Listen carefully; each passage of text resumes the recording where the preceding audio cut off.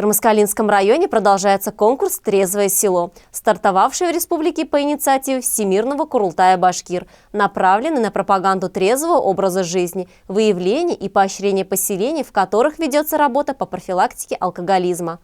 Как известно, конкурс уже стал ежегодным. В нашей республике проводится с 2011 года и продлится до 31 января 2022 года. В этот период в сельских поселениях Кармаскалинского района проводятся различные мероприятия. В конкурсе могут принять участие села и деревни с численностью населения от 200 до 3000 человек, которые работают над снижением потребления алкоголя среди населения. Это может проявляться в виде пропаганды здорового образа жизни на личном примере лидеров общественного мнения, акций и конкурсов против большого потребления алкоголя, реализация образовательно-воспитательных программ, семинаров просветительской деятельности, которые направлены на сохранение традиций здорового образа жизни и снижение потребления алкоголя. На собрании активно обсуждаются проблемы и профилактика употребления алкоголя, наркотиков, а также табакокурения. Поднимаются вопросы, касающиеся занятости подростков, как одного из способов профилактики негативных социальных явлений и работы системы образования по профилактике подросткового алкоголизма. Конкурс «Здоровое село. Территория трезвости»